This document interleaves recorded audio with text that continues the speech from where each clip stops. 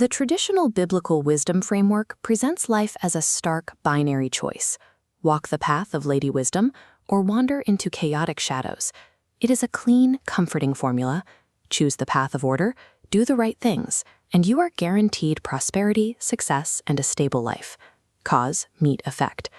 But there is a glaring empirical glitch in this worldview.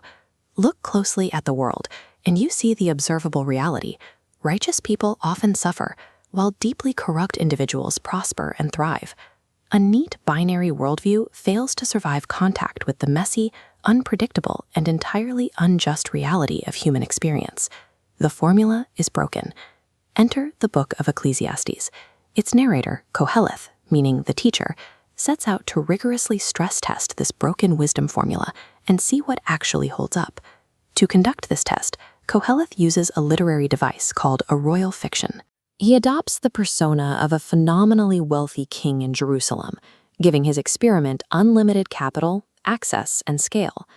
He uses those infinite resources to run a systematic trial. He tests extreme sensual pleasure. He commissions massive architectural achievements.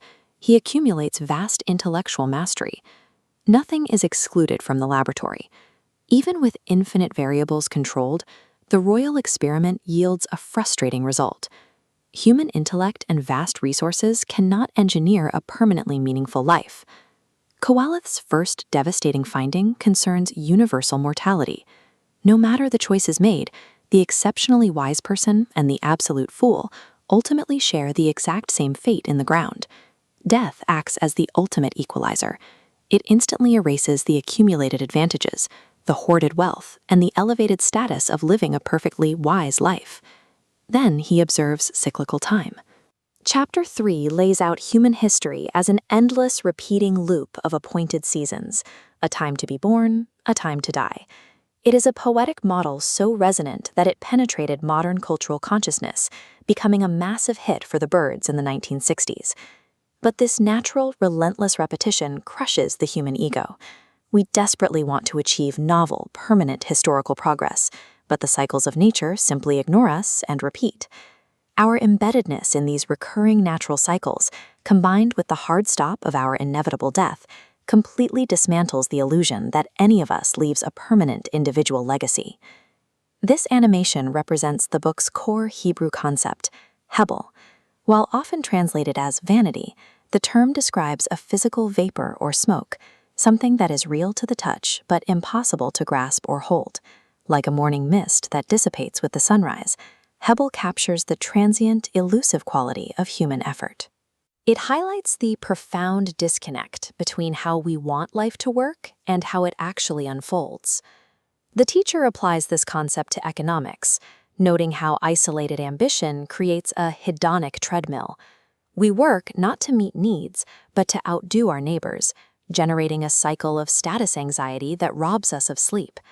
This vulnerability is deepened by systemic oppression. In vast bureaucratic hierarchies, like the imperial administrative systems of the Persian era, institutional power often overrides individual moral choice to protect its own structure. When political systems are rigged and economic desire remains insatiable, the individual seeking to secure their own life finds themselves standing on shifting sand. We are left exposed to the vapor. Despite all of this, the text refuses to fall into nihilistic despair. The teacher pivots to chastened wisdom, an approach that acknowledges our limitations while searching for a way to live well within them. Since we cannot individually control our outcomes, the strategy for survival shifts. Meaning moves away from what we can acquire alone and toward how we support one another. A threefold cord is not quickly broken. One person might be overpowered, but two can withstand an attack, and three provide exponential strength. Relationships offer the warmth and security that isolated achievement never can. True meaning is an inherently relational property. It emerges when we accept the risk of shared life and mutual vulnerability.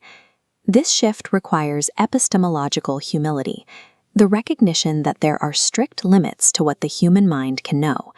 Humans must stop trying to play God and accept our cognitive boundaries regarding life's mysteries. Kovaleth outlines a clear alternative to endless striving, the active, reverent reception of ordinary daily joys, like eating, drinking, and companionship. It is highly fitting that tradition pairs Ecclesiastes with the festival of Sukkot, a holiday defined by joyful, temporary dwellings that honor life's impermanence. These simple joys are not hedonistic escapes. They are specific, unearned divine gifts meant to sustain us within a broken world. Ecclesiastes saves us from the crushing pressure of that original wisdom formula. It redefines a good life, not as a machine we engineer, but as a mysterious vapor we learn to gratefully inhabit alongside others.